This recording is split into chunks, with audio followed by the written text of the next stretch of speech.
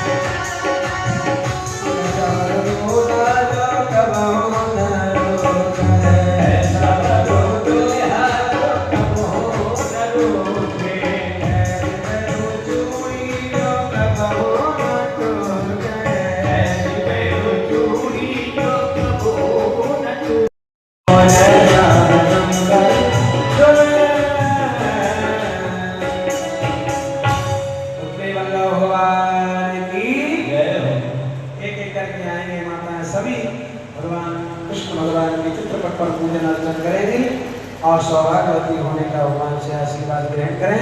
क्रमशः एक एक करके आकर देखिए।